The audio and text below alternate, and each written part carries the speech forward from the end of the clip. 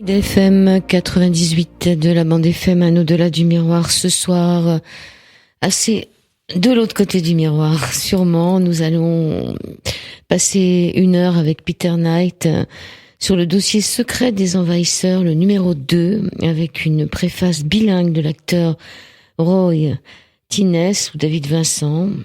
Le code Adamski, les maîtres du temps. Peter Knight est avec nous par téléphone. Est-ce que vous m'entendez ? Oui, très bien. Moi aussi, super, ça, je vous entends très bien. Alors, vous avez découvert un code inséré dans les images et les dialogues de la série Les Envahisseurs. Vous le nommez le code Adamski en référence à George Adamski qui fut contacté en 1952 par des hommes blonds ayant atterri aux États-Unis à bord de disques volants à lévitation magnétique.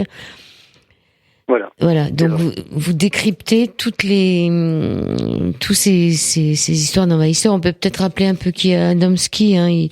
Il est mort.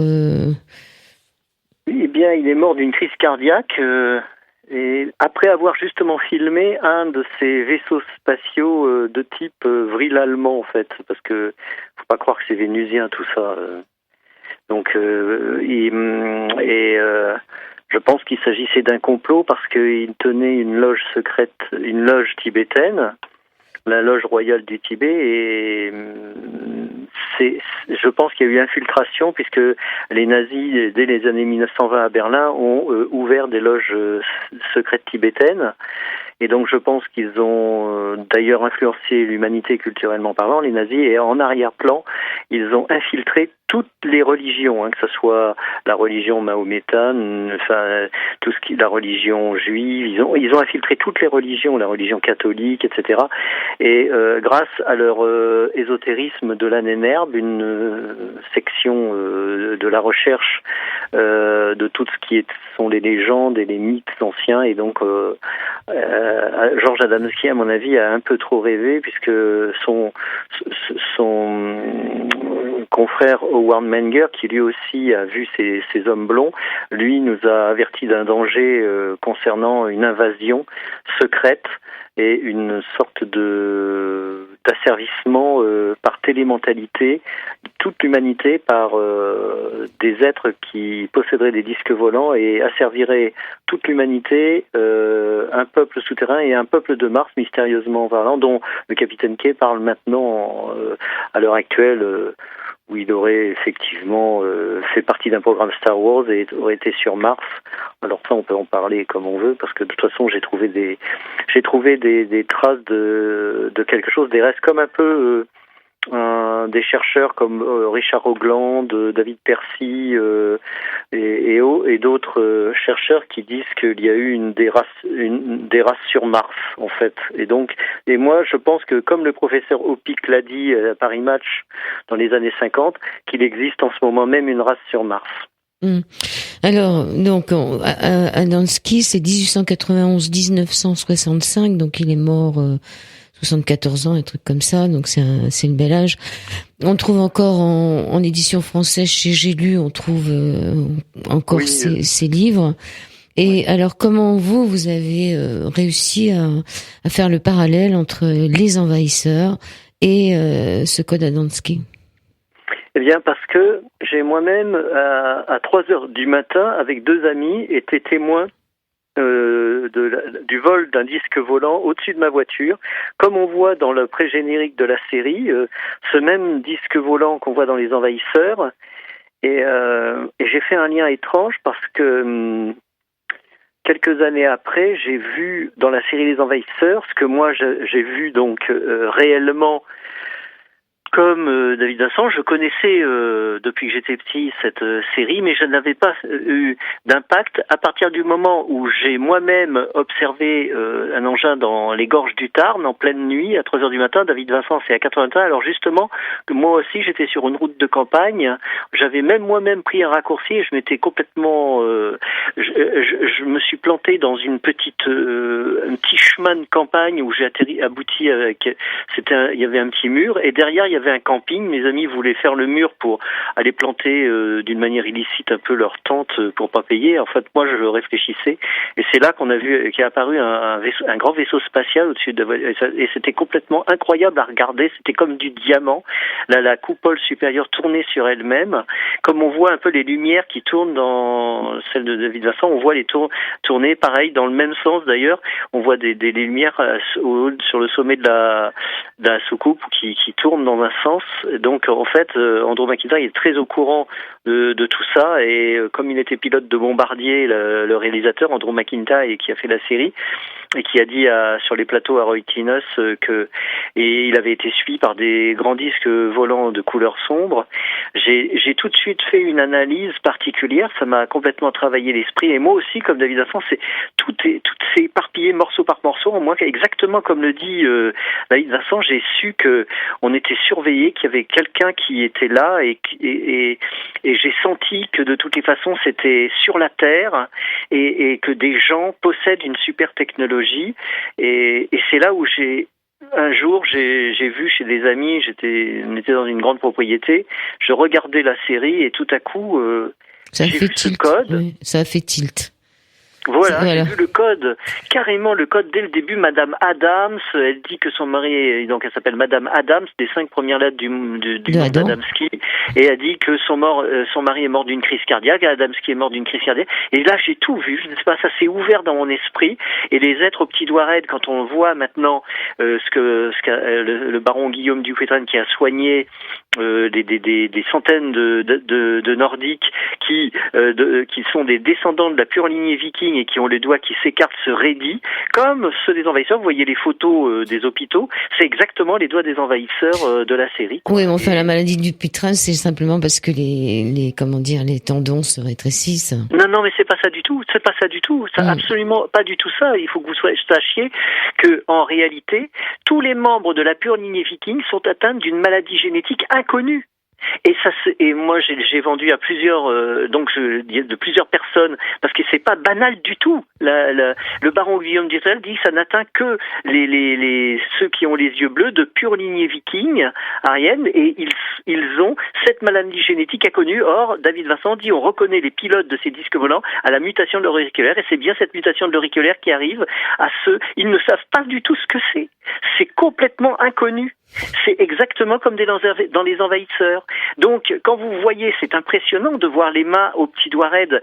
Vous les voyez sur les photos. Donc maintenant, j'ai parlé dans les sentiers du rail, il les a tous mis, ces doigts raides, et c'est absolument renversant. Donc, j'ai compris que les Nordiques grands blonds aux yeux bleus, de pure lignée viking qu'on appelait les werewolves, qui ont combattu pendant la Deuxième Guerre mondiale et qui possédaient de la haute technologie venue de Détroit, parce que c'était les États-Unis qui collaboraient avec les nazis, et qui envoyaient qui faisaient des armes pour les membres de la pure lignée viking, ceux qu'on voit dans la série Les Envahisseurs. Et c'est là où ça prend tout son sens par rapport à Tesla, qui lui, on voit poser David Vincent sur tous les télé 7 jours des années 60, 68, 69, 70. On voit les envahisseurs aux petits doigts raides, et on voit les bobines de Nikola Tesla à côté du portrait de l'acteur. Et les bobines interconnectées qui ont été observées, par exemple par Ferrodi, qui est rentré dans un disque volant des Grands Blonds, et qui lui ont montré un désintégrateur plus le moteur, qui sont des bobines interconnectées pour créer un super champ. Donc c'est là où on a le topo du plan. C'est-à-dire on comprend que le plan du condensateur discoïdal de Nikola Tesla qu'il avait réalisé en 1907, quand il a annoncé au Waldorf Astoria Hotel en 1910-1911 qu'il ferait sa soucoupe volante, eh bien il voulait la présenter à la Convention de Genève pour l'accès à l'énergie libre pour tous, pour qu'on devienne interplanétaire, et la paix mondiale pour la paix mondiale. Eh bien, comme il y avait la montée du nazisme à cette époque, c'est les nazis qui se sont emparés des plans, comme Marconi aussi s'est emparé, il a fait sa fameuse guerre des étoiles, son plan de la guerre des étoiles, Marconi. Et donc en fait, on a plus compris ce que c'était que une fois que mon père me l'a annoncé que lui il était très au courant du fait qu'il a été élevé par une caste qu'on ne connaît pas. Oui, alors ça on y reviendra après parce que là vous allez un peu loin. Alors bon, d'accord. Alors on rappelle que ces séries des envahisseurs ont été diffusées sur la télévision américaine en 1967 et 1968, que la 3e saison était en préparation mais ça a été annulée, et vous dites que ça a jamais été rediffusé depuis aux États-Unis. Pendant 33 ans, ça n'a pas été diffusé. C'est que après, c'est sorti là en DVD. D'ailleurs, il y a, moi, j'ai le DVD américain qui montre la version de 1 heure, la version longue des Envahisseurs qu'on ne voit absolument pas dans les coffrets DVD français. Et elle est encore mieux que ça. Hein. C'est encore mieux. C'est évidemment, on a plein de détails qu'on ne voit pas dans l'épisode de 48 minutes. Ça dure 1 heure. Et je l'ai eu par une amie qui me l'a offert, quoi. Et c'est vraiment génial. Bon, c'est tout en américain, évidemment. Moi, je peux lire grâce à un DVD qui est un lecteur. Alors, le 17 mai 2014, Son Altesse Sérénissime le Prince Albert II de Monaco inaugurait le Salon du Livre Made in Monaco, au cours duquel vous-même, Peter Knight, vous avez remporté le prix du meilleur livre étranger pour Le Secret des Envahisseurs, numéro 1, le volume 1. Et là, vous avez rencontré David Vincent, qu'on appelle Roy Tinn, c'est ça? Roy Tinn. Et vous avez discuté un peu avec lui. Je l'ai eu au téléphone. Au téléphone, d'accord. Je l'ai eu plus tard, quelques temps après, au téléphone, lors d'une conférence organisée par Mark Gray, je crois. C'est Mark Gray qui me l'a fait. On a parlé par téléphone, j'ai parlé avec Roy Tinn, quoi. Et il vous a dit que pendant le tournage de ce film, on lui avait conseillé de lire les ouvrages d'Adamski. C'est ça. Donc, dans le 2e tome, il dit qu'effectivement, que le code Adamski, ils l'ont placé, ils ont bien placé le code Adamski, ils ont inséré le code Adamski dans tous les épisodes de la série, et lui ne connaît pas tout à fait complètement tout du code Adamski, alors que moi qui ai tout décortiqué, j'ai compris en fait avec ce code Adamski qu'on était loin de la théorie extraterrestre et que il faut suivre la piste nazie, quoi. Du fait que les petits doigts, moi je pense que Andrew McIntyre, qui était rattaché au Pentagone puisqu'il était pilote de bombardier pendant la Deuxième Guerre mondiale, a vu le débarquement de Paperclip, c'est-à-dire en 1945, au Pentagone. Il a vu le débarquement de Paperclip, c'est-à-dire l'opération d'exfiltration nazie, où 1000 scientifiques nazis ont été exfiltrés de Berlin jusque sur le sol des États-Unis, et autant de nazis, de criminels nazis, de 10 000 nazis à peu près, grâce au Vatican qui les a protégés, et ensuite ils sont partis grâce au Vatican et aux États-Unis, au Chili, en Argentine, et c'est là qu'on a le topo du fait que Adolf Hitler, je l'avais dit 2 ans avant que ça ait été dit par le membre du CIA, n'est jamais mort dans son bunker, évidemment. Ah, c'est bien dommage. Non, mais il est peut-être mort depuis quand même, hein. Je ne sais pas s'il est mort, je ne sais pas quand est-ce qu'il est mort, mais il est mort très âgé en tout cas. Alors, je suis un peu perdue. Vous avez écrit donc un premier dossier secret des envahisseurs, le numéro 1. Quand on voit la grosseur du 2e, qui est un immense pavé qui fait 600, presque 700 pages, quelle différence entre le 1 et le 2 ? Est-ce que le 2 reprend un peu le 1 ? Quelle différence ? Non, absolument pas. Je n'ai pas du tout repris le 1. Je continue, et c'est même encore bon, je reçois beaucoup de messages, de lettres, de messages et tout, et qui disent que c'est encore mieux, évidemment, ça continue. Pourquoi ? Parce que je vais vers la méta-humanité et la guerre de la pensée, la guerre psychologique qui a démarré pendant la guerre froide. La guerre froide était une guerre nazie, c'est-à-dire que quand Bob vous dit toute la vérité, etc., me dit ah oui, mais on a gagné la guerre. Non, mais on peut se poser la question, bien sûr. On peut se poser la question. Voilà, on n'a pas gagné la guerre. Ça, c'est un leurre complet. C'est-à-dire, ça s'est mué en haute finance et en haute technologie via les États-Unis. Et là, moi, j'ai deviné même en enquêtant que Paperclip a été signé au même moment quand ils ont arrêté les moteurs essence entre 39 et 1945 pour faire les moteurs électromagnétiques de Tesla. Ils avaient déjà signé avec la reine d'Angleterre, les États-Unis et les Japonais l'opération Paperclip. Ça s'est pas fait au dernier moment. Tout était déjà préparé. Ça se se voit quand on enquête. Alors, on revient sur quand même Nikola Tesla qui a conçu sans le vouloir une machine à tremblement de terre. Est-ce que quelque part HAARP, ça viendrait de lui aussi? Ah ben complètement. D'ailleurs, c'est tout Nikola Tesla. Il a été volé dans tous ses brevets, soit par l'US Navy, par l'armée américaine et par les Russes et aussi par les Allemands. Alors là, carrément les Allemands, parce que les Allemands, il faut savoir que par exemple les membres de la pure lignée viking, ceux qui ont le petit doigt qui mute entre l'âge de 40 et 50 ans, non. Regardez tout le petit doigt de main. Voilà, la pure lignée viking, nommée pendant la Deuxième Guerre mondiale les werewolves, et d'ailleurs toujours d'ailleurs Adolf Hitler se faisait appeler le loup, hein. Et donc ça, les membres de la pure lignée viking, werewolves et compagnie, n'ont jamais en fait signé la fin de la Deuxième Guerre mondiale. Ils ont échappé grâce à l'opération Paperclip, et c'est seulement l'administration allemande qui a signé la fin de la Deuxième Guerre mondiale. Donc c'est un leurre. Il n'y a jamais eu de fin de Deuxième Guerre mondiale. Moi, je peux vous lire, si vous voulez, je peux vous relire comme je le fais souvent. Moi, 2 ans avant ce qu'a montré Top Secret, parce que j'écris beaucoup dans Top Secret Magazine, hein, j'ai fait 15 articles, mais je peux vous lire ce qui est donc voilà. Après avoir consulté des documents du FBI récemment déclassifiés, Bob Baer et une équipe d'experts viennent de remettre en question le suicide d'Adolf Hitler. Je le dis 2 ans avant, moi, quand mon livre est sorti, le premier tome. En effet, cet ancien agent de la CIA qui a passé sa vie dans l'espionnage et les contre-espionnages affirme détenir les preuves qu'Adolf Hitler et sa partenaire Eva Braun auraient simulé leur mort dans leur bunker à la fin de la Seconde Guerre mondiale. Forcément, ils avaient de l'or à n'en plus savoir qu'en faire. Quand on a de l'or, on est maître du monde.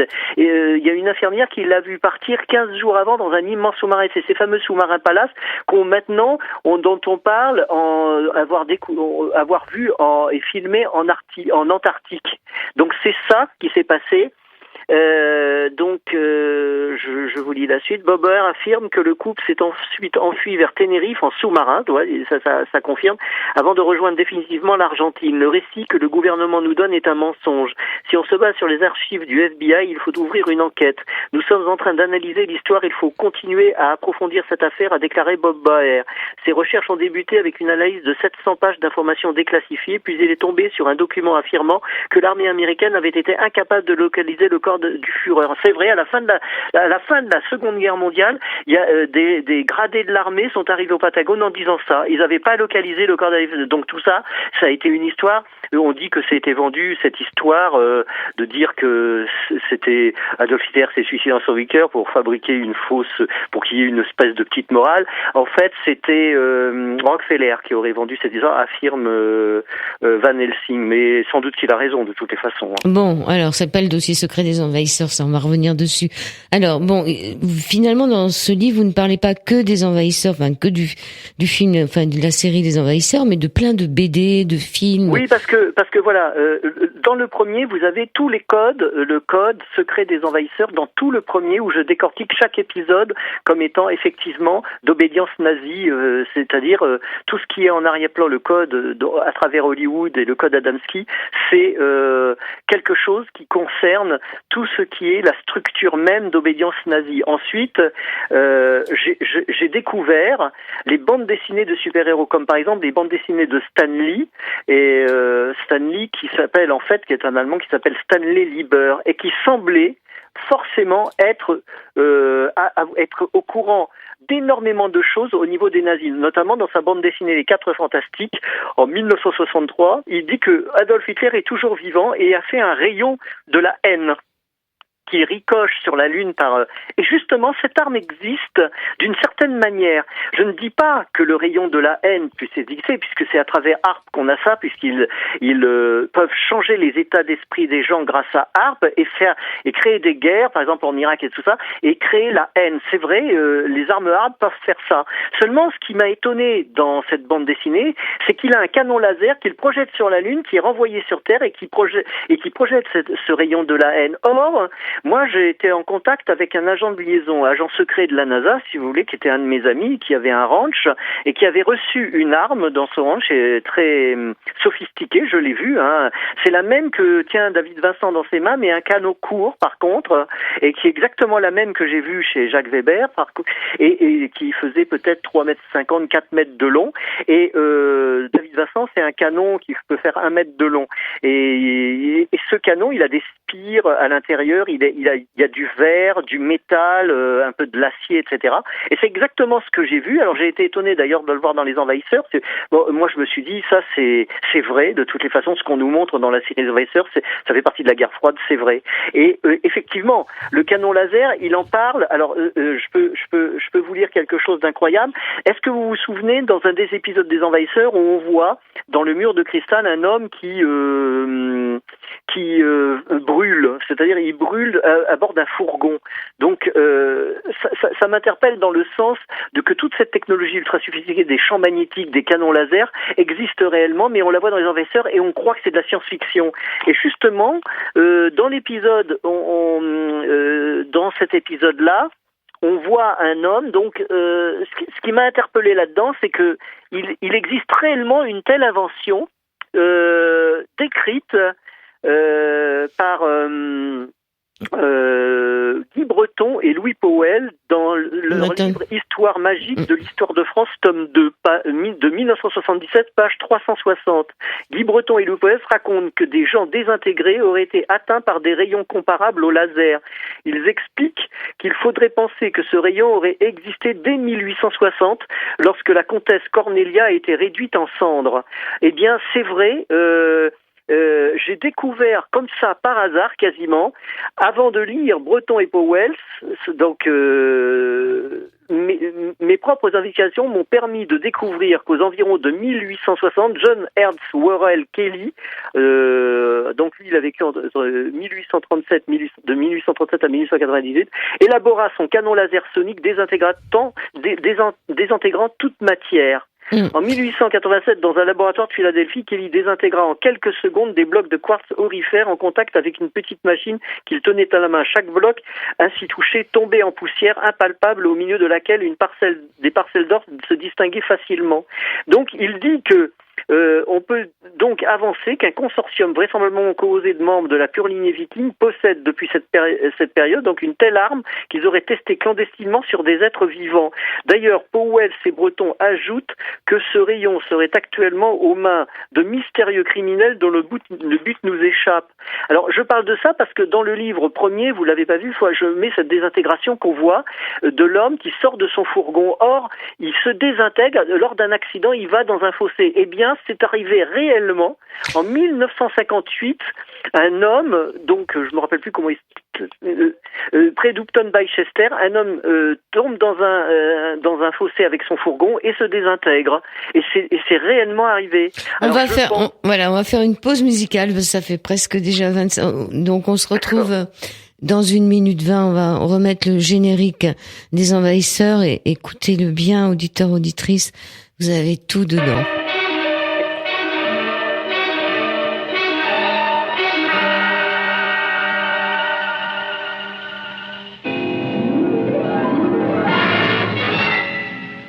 Les Envahisseurs, avec Roy Tinnes dans le rôle de David Vincent.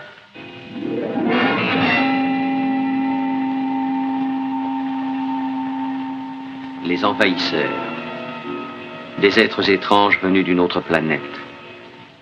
Leur destination, la Terre. Leur but, s'y établir et en faire leur univers. David Vincent les a vus. Pour lui, cela a commencé pendant une triste nuit, le long d'une route solitaire de campagne, alors qu'il cherchait un raccourci que jamais il ne trouva. Cela a commencé par une auberge abandonnée et un homme trop fatigué par le manque de sommeil pour continuer son voyage. Cela a commencé par l'atterrissage d'un vaisseau spatial. À présent, David Vincent sait que les envahisseurs sont là, qu'ils ont pris forme humaine. Il lui reste à convaincre un monde incrédule que le cauchemar a réellement commencé. Voilà, donc Peter Knight, deuxième partie de cette au-delà du miroir. Ce qui m'étonne dans l'histoire, c'est que là, les envahisseurs, ils viennent d'ailleurs. Il semblerait qu'en ce qui concerne votre livre, ils soient déjà là. Hein. Ils viennent d'ailleurs. Vous m'entendez là ? Oui. Et la question que je vais vous poser, qui quand même me brûle les lèvres, quel intérêt de nous passer de la science-fiction qui est plutôt de l'anticipation pour nous montrer les choses plutôt que de nous laisser dans l'ignorance. En fait, Hollywood, donc c'est Roseanne Barr qui le dit, il maîtrise l'image. Image par anagramme veut dire magie. Donc c'est ce que j'explique dans le 2e tome à la fin. C'est la guerre de la pensée. Vous avez une guerre de la pensée qui vient de la Grèce antique, même, c'est-à-dire les démons de Lyde. Lyde était un terme ancien grec qui signifiait la puissance du subconscient créateur. Donc nous sommes des entités incarnées, mais nous avons oublié notre origine qui est disons intersidérale, mais nous ne savons pas qui nous sommes dans une gang. Dans cette gang, nous sommes, comme vous le dites dans votre livre, des id-entités. Voilà, des id-entités, c'est-à-dire l'entité subconsciente, c'est-à-dire créatrice. Et nous n'avons pas révélé notre valeur dans le sens cosmique, comme Nikola Tesla voulait le faire avec Vivekananda pour rétablir un ordre nouveau dans le sens de l'âge d'or. Et donc les politiques ont repris, des politiques avec des sociétés secrètes d'obédience nazie, ont repris cet aspect. Alors, moi, il faut que je vous lise quelque chose qui s'est passé, parce que ils ont été beaucoup, les nazis, lors de l'opération Paperclip, ils ont été en Syrie, en Irak, etc. Ils adoraient tout ce qui était Égypte, Syrie, Irak et tout ça, et aussi au Mexique, en Argentine, etc. Et donc il y a plusieurs branches de nazis qui ont infiltré le monde, comme les envahisseurs au petit doigt raide, ceux qui ont le petit doigt raide mais il faut savoir que Werner von Braun était parfaitement au courant de la construction des disques volants.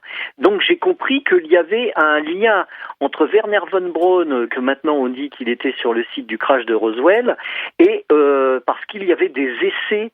Et donc c'est ce que dit Jim Urtak, le chercheur, et John Maynard, qui disent que les nazis ont ouvert la porte vers d'autres mondes. Mais c'est parce qu'ils avaient ces disques volants. Et ils ont fait croire au nain de Roswell, là, pour cacher, en fait, les essais qu'il y avait en 47 dans la zone 51, etc. Donc la zone 51 qui est la région S4, et le bureau d'Adolf Hitler à Berlin pour les prototypes s'appelait le bureau SS4.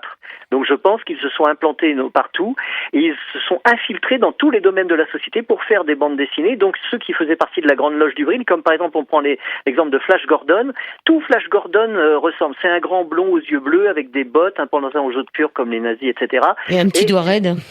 Ouais, et il peut avoir le petit doigt raide quand il aura 40 et 50 ans, je sais pas quel âge il a 30 ans sans doute.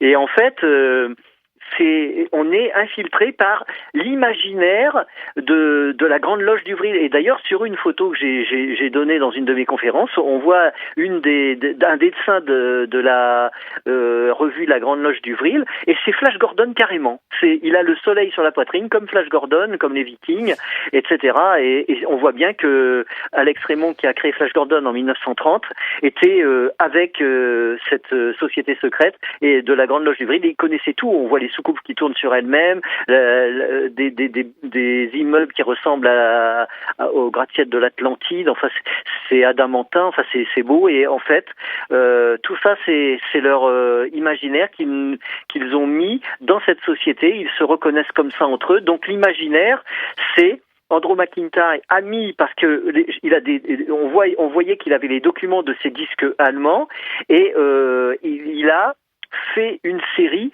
soit pour nous mettre le message encodé au niveau d'Adamski, et parce que il faut savoir que la fille du réalisateur Andrew McIntyre travaillait pour George Adamski. On a l'impression qu'il avait placé sa fille à côté de George Adamski pour avoir le plus possible d'informations de ce qui se passait réellement en arrière-plan, qui était cette véritable guerre de l'énergie libre et de la pensée. Donc la guerre froide, la véritable guerre froide, comme le dit Robert Charroux, c'est les membres de ce qu'on appelle la force noire, qui s'est relevée, Robert Charroux nous le dit dans ses livres, elle s'est relevée en 1945, il reprenait le poste des postes élevés dans la société et rediriger le monde, et ça c'est obligatoirement l'opération Paperclip, et ils influençaient l'univers à travers une société secrète qu'on appelait les Chevaliers de Poséidon. Oui, alors on va peut-être pas réussir parce qu'on a déjà passé la moitié de l'émission, donc j'aimerais qu'on parle un peu du livre aussi. C'est bien ce que vous dites, hein. Est-ce que dans votre premier livre vous parlez de vos voyages prophétiques transdimensionnels, comme vous en parlez dans le deuxième livre, c'est-à-dire de ce qui vous est arrivé? Non, c'est que dans le deuxième livre. Ça, c'était la surprise. Alors, est-ce que vous pouvez en parler en 2-3 minutes, parce que j'aimerais vraiment qu'on évoque la fin du livre. Eh bien, j'en parle forcément, puisque je savais quand j'étais petit que je voyais des êtres humains et pas des extraterrestres qui venaient prendre mon père, parce que lui, il a été élevé par une caste que je ne connais pas, qui était très très riche, très puissante, dont Jacques Vallée décrit les membres de cette caste habitant au fond des mers, qui possèdent le champ magnétique de Brown lors de la réparation Philadelphia, etc. D'ailleurs, on sait que c'est Nikola Tesla qui a créé le champ magnétique avec ses bobines, et donc qui a fait disparaître l'Eldridge. Donc en fait, il y a tout un plan autour de moi où j'ai été surveillé moi-même par des disques volants depuis mon enfance, et j'ai pu voir mon père partir dans ces disques, et moi-même j'étais enlevé, mais mon père, curieusement, je le voyais sur une sorte de table, il était endormi, entouré de ces êtres humains qui étaient des hommes et des femmes en combinaison et transparentes. Ils devenaient comme du diamant, et là j'ai compris en sachant que plus tard que von Neumann et Nikola Tesla travaillaient sur la transparence du corps, et il a réussi à rendre des parties de son corps transparentes, et les femmes avaient de la poitrine, les hommes étaient assez musclés et tout, dans une combinaison qui moulait leur corps. Et donc là j'ai tout compris de cette affaire, et je savais que c'était des êtres humains comme moi. Quand j'étais petit, j'étais très très éveillé, je voyageais donc à bord de ces disques, et j'allais dans une mission avec eux à travers le temps, curieusement. J'atterrissais dans un endroit désertique, et il me projetait ma conscience dans un autre corps qui était un corps d'homme barbu avec une grande robe et des sandales et un bâton, et je rejoignais l'ermite. Mais ça, c'est l'ermite. On trouve tout à fait l'ermite dans le... Enfin, l'ermite ou le... Mais on était pas l'ermite, j'allais dans un petit village blanc que John Martin a peint, ce petit village. Je le vois dans les peintures de John Martin qui a peint la chute de Ninive, Babel, etc. Et c'est absolument fantastique. Moi-même, je suis peintre, et je fais aussi des fins des temps, curieusement. À croire que c'était moi, John Martin, j'en sais rien, mais bref, en tout cas. Et vous aviez même l'odeur de l'huile d'olive chaude. C'est ça. Alors, par contre, vous aviez l'étrange regard vert de votre grand-mère. Alors, votre grand-mère, elle n'était pas... Ça a duré des années où on était hypnotisés. Alors, on n'a pas compris ce que c'était que cette grand-mère qui nous disait parce c'était une sorcière, une des anciennes sorcières de l'Espagne. Et curieusement, cette grand-mère nous prenait, ma sœur et moi, et elle nous disait des mots, mais des mots vraiment presque horribles des fois. Et elle nous fixait du regard, et c'était un regard vert, bleu-vert. Et alors, même ma sœur était... nous, on en a parlé avec ma sœur, et récemment, effectivement, il n'y a pas si longtemps que ça, ma sœur en a parlé aux cousins, et ils ont dit, mais jamais elle a eu le regard vert, elle a toujours eu le regard noir d'une Espagnole, elle n'a jamais eu de regard vert. Donc nous, on a été témoins de quelque chose avec ma sœur, et je pense que c'était un démon à l'intérieur, et je ne sais pas ce que c'était que ce combat. Moi, je pense que je suis allé dans le vaisseau spatial, soit vers Israël, ou soit vers la mer Morte. Mais je pense plus à la mer Morte maintenant, petit à petit, quand je m'y réfère. Oui, donc il y avait un espace-temps et un espace géographique, mais un espace-temps aussi. Vous avez voyagé dans le temps. Alors oui, parce que la nuit, quand le vaisseau venait me chercher, que ça sentait l'huile d'olive, on glissait je voyais hors le vaisseau, hors la coque, c'était transparent, et je voyais comme une mer où il y avait des vagues absolument d'une hauteur absolument incroyable, vertigineuse, mais j'étais en pleine forme parce que je pouvais piloter avec eux par la pensée. Enfin, c'était complètement dingue, et je voyais ces gens qui m'envoyaient des flux de pensée, c'était incroyable, des flux par un rayon blanc qui sortait de leur tête, et parce que quand on arrive à un haut niveau de l'énergie libre, on peut tout capter après. Les neurones, tout devient plus intelligent. Donc ces gens qui voyagent dans des disques volants, c'est des méta-humains, d'où les histoires des super-héros qui sont des méta-humains. Donc là, j'étais devenu pendant des années, pendant de 3 ans à l'âge de 8 ans, j'étais un méta-humain, quoi. Et personne n'en savait rien. Et moi-même, je ne savais pas que j'étais un méta-humain. C'est après analyse que je comprends maintenant ce que c'était que cette histoire. Donc il y avait une colonne centrale centrale, et cette colonne centrale, on l'appelait le père. C'était une colonne de lumière. Alors, dans votre livre, vous dites que l'humanité d'aujourd'hui commet l'erreur de mêler une petite moralité bourgeoise à ce que l'on nomme la spiritualité et de rejeter la réalité intrinsèque du monde métaphysique, c'est-à-dire au-delà du monde physique apparent. Alors, il s'agit avant tout de comprendre que les forces magnétiques constituant l'architecture même de l'univers sont d'ordre métaphysique, et ce monde au-delà du nôtre que les yeux de chair ont de la difficulté à voir est l'extension de notre monde physique. Il faut apprendre à l'appréhender. Il nous reste peu de temps, donc j'aimerais vraiment que le message passe. D'après ce que j'ai compris dans votre livre, l'homme a le pouvoir de passer de l'état de carbone à celui de diamant, cette fameuse colonne de lumière. Oui, c'est ça. C'est-à-dire que il semblerait que notre planète soit plus ou moins sous l'emprise de Dieu, de Dieu, on peut les appeler comme ça, qui soit pas vraiment très bénéfique, mais qu'on a une solution pour s'en sortir. Et vous dédiez ce livre à Ishtar. Et pourquoi dédiez-vous cela à Ishtar attendez, la phrase elle est là exactement. À la déesse Ishtar que j'ai pu voir par-delà le miroir. Il y a beaucoup de questions du miroir dans votre livre. Pourquoi ? Parce que c'est quand même c'est une déesse un peu vengeresse. Mais oui, mais curieusement, quand j'ai vu dans les livres de Zecharia Sitchin le dessin qu'ils faisaient de la déesse Ishtar qu'ils avaient découvert à Marie avec sa petite boîte noire sanglée derrière son cou, j'ai compris que c'était une pilote de disque volant. Moi-même, je la voyais, elle avait le même manteau que Zecharia Sitchin a découvert, le même manteau ça faisait un manteau conique, et elle était en l'air, donc dans le disque elle était en l'air, et elle me parlait en envoyant un rayon. Donc ce rayon, j'entendais les mots, le rayon aplatissait dans ma cervelle, chaque mot se marquait sur ma cervelle et je les entendais à l'intérieur de moi. Donc en fait, ce que j'ai compris, c'est que ils possédaient tous une technologie. Il y avait un grand écran plat dans le disque volant. Il n'y avait pas de grand écran plat à l'époque, c'était des tout petits écrans de rien du tout ronds, et enfin rond un peu complètement. Et là j'ai compris que je vivais des choses absolument incroyables. Et moi, ce que j'ai dédié le livre à la déesse Ishtar, parce que c'était vraiment, pour moi, la déesse Ishtar, c'est la base, c'est Ishtar, après c'est Isis, et après la Vierge Marie. Mais c'est la même chose, en fait. C'est une immortelle.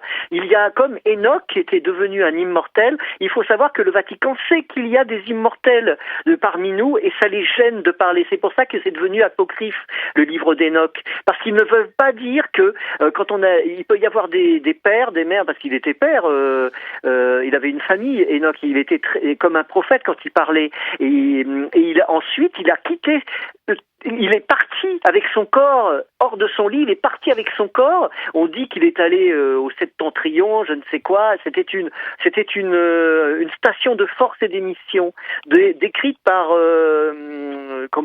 comment il s'appelle, l'Allemand qui a découvert ça dans une de ses loges secrètes. Il a découvert que des hyperboréens étaient couplés à des organes électriques, donc qui les rendaient transparents et lumineux, et c'était des stations de force et d'émission. Et c'est Thulé, les bases qui s'appellent Thulé, que ce soit au pôle Nord ou même après au Mexique, et Tula, etc., sont des stations de force et d'émission. Et c'est ce que j'ai compris quand je me souviens de ces vaisseaux et que j'ai vu cette déesse Ishtar. J'ai compris, je ne savais pas que mais c'était une femme qui me protégeait tout le temps. Même si ces gens avaient l'air d'être un peu guerriers, parce que on ressentait quand même cette impression dans le disque volant, ils ont une espèce d'émanation qui fait que ils ont une puissance comme exactement décrite dans les récits de Doc Savage. Et Doc Savage, il a si vous lisez les Doc Savage, surtout je vous conseille de lire La Mélodie de la mort, qui est un roman exact, très vrai, c'est-à-dire je pense que c'est ceux qui font partie de la société Vril possèdent ces vaisseaux décrits au centre de la Terre, ces vaisseaux ultraluminiques, et Doc Savage, cette puissance, il génère un chant, c'est-à-dire une longueur d'onde qui ressemble au souffle du vent à travers les branches ou au cri exotique d'un oiseau. Et ça, c'est décrit, moi je l'ai entendu à travers mon corps, c'est-à-dire j'entendais le souffle du vent, il y avait du vent sur mon front quand je rencontrais ces êtres, et chacun avait cette plainte en dehors d'eux, on entendait cette espèce d'onde. Donc c'est la longueur d'onde électromagnétique de son âme, de l'être qui doit renaître à travers la force électromagnétique de l'énergie libre intersidérale. C'est cela qu'il faut, on est une chrysalide, il faut devenir, par l'impression que nous sommes l'image même d'un Dieu, retraverser l'image, la compresser en soi, c'est la compression après l'impression, et l'expression au-delà de la pression, c'est-à-dire ce qui est la pure longueur d'onde et le verbe à ce moment-là se met à semer, on parle et la langue manœuvre Dieu, c'est-à-dire elle est le véhicule d'un Dieu. Nous sommes individuellement chacun une déesse ou un Dieu que l'on doit incarner à travers une chrysalide, comme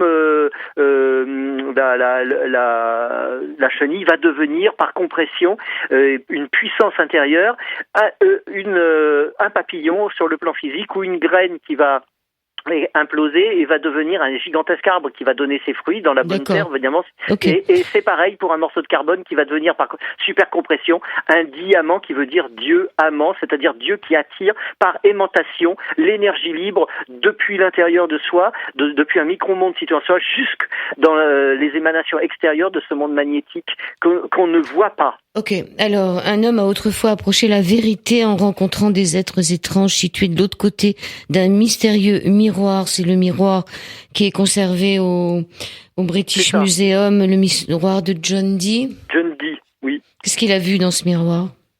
Il a vu des êtres qui allaient et venaient depuis le passé jusque vers le futur et vice-versa. Donc je pense que ces anges qu'il appelle des anges mais qui n'en sont pas vraiment, ce sont ceux que j'ai vus moi. Alors on va peut-être passer là-dessus parce qu'il nous reste peu de temps. Il est beaucoup question du chiffre 7 dans votre livre d'Apollon. Oui. Il est question aussi des 7 jours de la semaine. Et là, il y a une phrase qui est intéressante. Vous dites que finalement, on nous a fait croire que le temps existait, c'est-à-dire qu'en nous comptabilisant le temps, en nous donnant un emploi du temps avec les 7 jours de la semaine et les 7 dieux de l'Olympe. Mais je vous laisse poursuivre. Alors, les 7 jours de la semaine, qui sont en fin de compte alchimiques, mais à l'intérieur de soi, sont devenus extérieurs, comme une espèce d'emploi du temps, par ces 12 dieux de l'Olympe qui gèrent la situation pour que ce sont des familles royales qui ne veulent pas qu'on les approche. C'est certainement pour ça que René Cousinet, quand il a fait il a dit qu'il faisait son disque volant à Paris Match, qu'il le fabriquerait, donc sa soucoupe de 6 mètres de diamètre fonctionnait. C'était celle certainement de Tesla, d'après les plans de Tesla, ou certainement de certains plans allemands.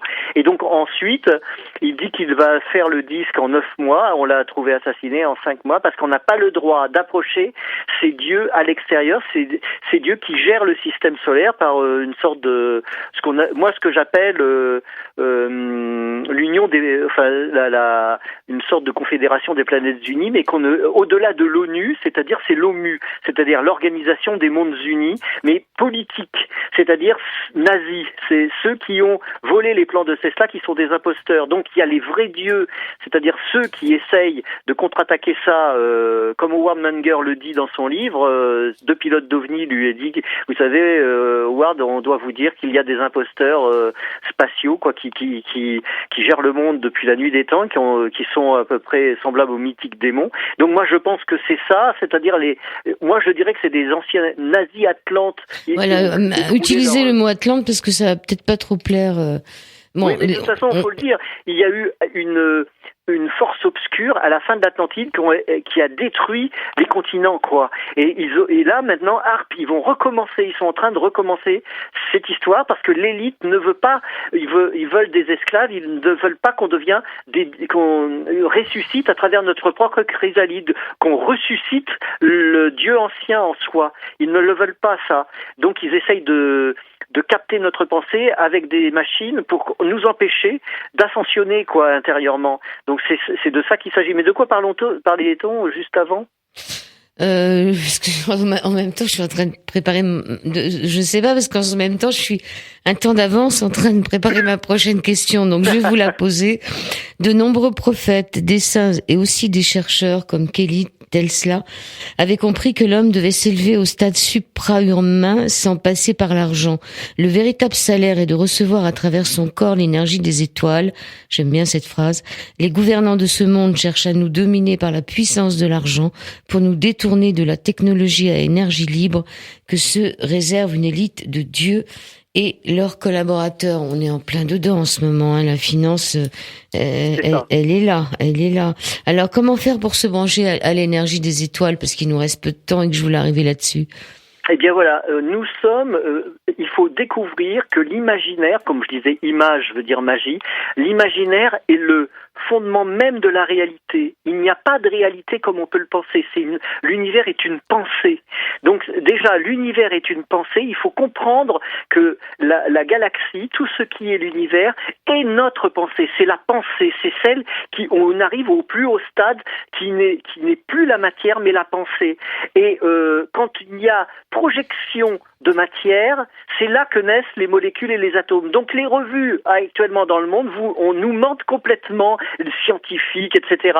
Il ne faut pas commencer par les atomes et les molécules, c'est secondaire. C'est avant tout la pensée, l'image même de notre propre pensée qu'on doit incarner dans un monde quand on est venu là avec notre gang matière.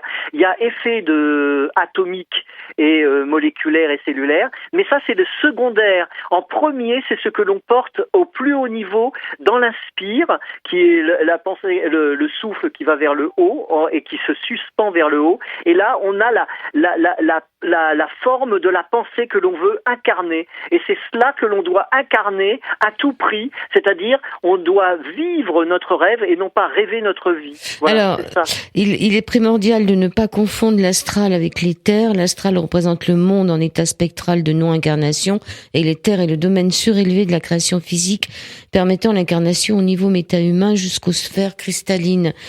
Donc il faut se brancher à la lumière au-dessus et donc ça passe par les 7 chakras. Je résume un peu, c'est bien plus détaillé dans votre livre. Mais voilà, ça me fait penser les 7 jours de la semaine quand vous me parliez tout à l'heure, c'est ça qu'on a oublié de dire. Les 7 chakras. Les 7 jours de la semaine, c'est les 7 chakras, c'est les 7 ours, les 7 lumières. Jour, c'est Yur ou Our. Et nous avons les 7 qui correspondent aux 7 jours de la semaine. Donc le lundi, c'est ce qui sera la Lune, mardi c'est Mars, mercredi c'est Mercure. Les nazis ont tout ça, la Lune, Mars, Mercure, c'est-à-dire ils prenaient le Mercure pour leur disque volant Vimana, leur disque vril. Jeudi, c'est Jupiter, c'est la force de la foudre que l'on a en soi, c'est Zeus. Vendredi, c'est Vénus, c'est-à-dire ce qui s'appelle l'archétype de l'amour. Saturne, c'est Chronos, le temps. Et dimanche, c'est le jour d'Hélios. Mais c'est Apollon maintenant, parce que c'est un imposteur finalement quelque part, Apollon. C'est Apollon dans le sens de ces nazis à l'heure actuelle, mais c'est le jour du soleil, c'est The Sunday.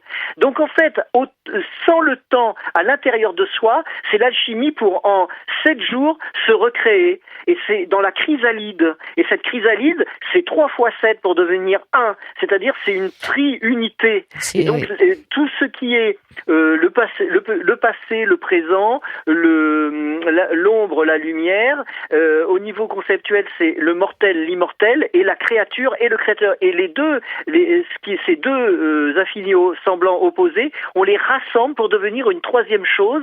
C'est cette tri-unité par 7 qui sont les 7 lumières que l'on a sur soi. Et c'est ça qu'il faut faire. Et c'est comme la chenille qui va devenir une chrysalide. Il faut avoir le programme dans l'ADN de cette méta-humanité, cette métamorphose. Et alors, qu'est-ce qu'on fait? On se branche à la lumière en faisant tourner les chakras? Alors, il faut, comme je disais tout à l'heure, le substrat de la réalité est l'imaginaire. Il faut retourner à l'imaginaire comme un bébé et voir par l'image qui est la magie. Donc l'ide secret en soi se déclenchera par une sorte de émotion pure de l'image. Et moi, je suis artiste, je fais des grands tableaux fantastiques. Avant, j'ai lu Flammarion des couvertures pour des romans fantastiques et mythologiques. Donc, j'ai repris pour faire une recherche afin d'avoir, comme le faisait Bruce Lee, la pure émotion dans le mouvement, dans la peinture que je fais ou dans le secret. C'est-à-dire qu'il faut réaliser l'image même comme un véritable sculpteur ou un peintre ou un musicien. Il faut redonner le vivant en soi et sculpter notre mémoire pour celle d'un dieu.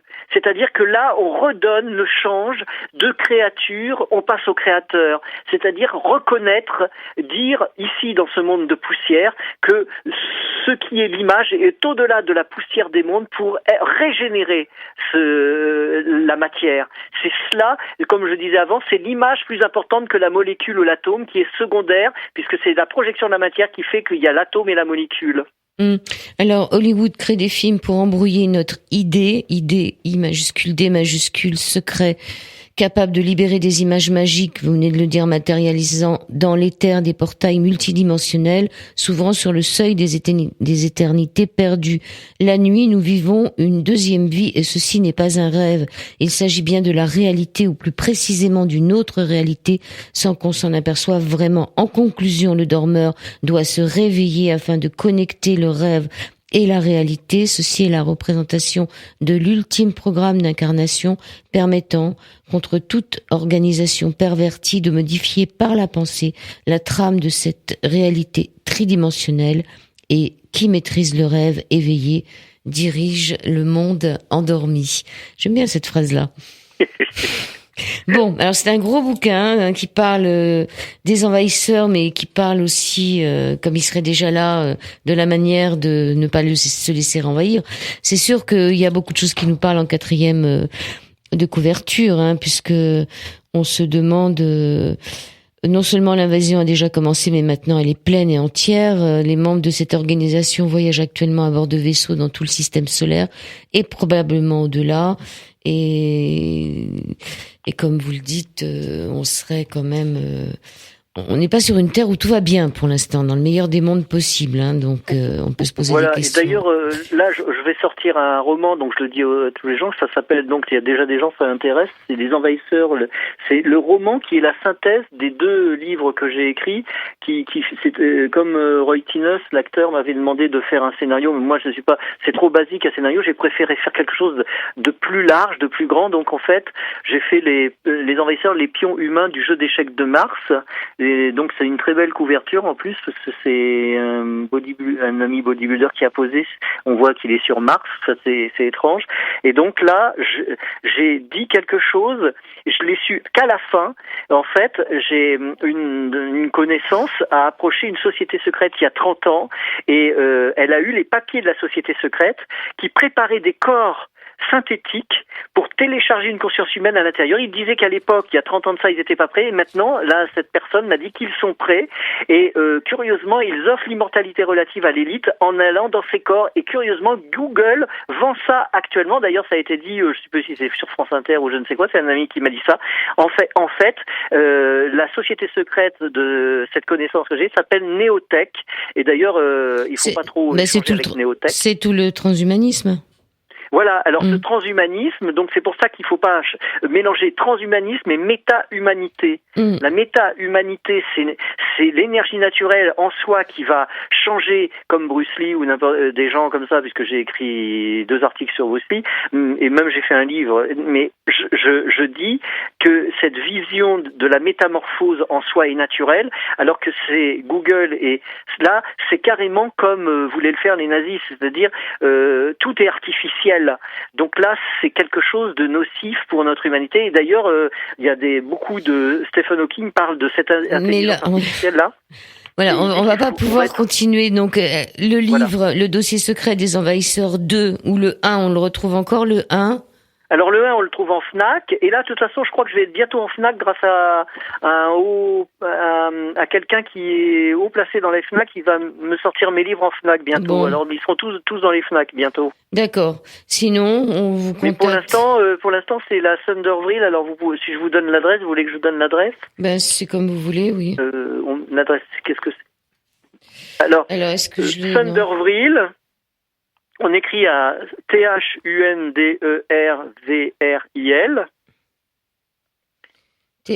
Boîte postale 1602 06011 Nice. C'est Dex 1. Oui, mais peut-être qu'on vous retrouve sur Internet aussi, pour ceux qui ont envie de chercher. Vous appelez Peter Knight, Knight. Voilà. Et donc, sinon, il y a un blog www.secretdesenvahisseurs.com. Voilà. Et pour vous écrire, le secret des envahisseurs, donc au pluriel, @yahoo.fr. Voilà. Et il va y avoir aussi cette semaine, vendredi, ça commencera vendredi, j'ai aussi fait une conférence sur les sentiers du réel, si vous voulez le voir, vous aussi, c'est Alexis, et j'ai fait une conférence où je donne des nouvelles informations. Ok. Les sentiers du réel, c'est sur la télé, non? Voilà, c'est sur YouTube, et j'ai sorti le dernier top secret dans toutes les presses à l'heure actuelle, où il y a le deuxième article de Bruce Lee. Ok. Donc voilà. Eh ben donc top secret numéro 90. Bon travail et puis bonne peinture, Peter Knight. Merci Joël. Merci beaucoup. Merci beaucoup. Et bonne soirée. À vous aussi, merci. Merci. Au revoir. Merci. Quand je sortirai de mon corps, comme un papillon, mieux encore, pour m'envoler vers d'autres ciels et découvrir d'autres soleils. Quand je partirai dans la nuit, entre les fleurs et les bougies, quand je partirai pour de bon, souviens-toi de cette chanson.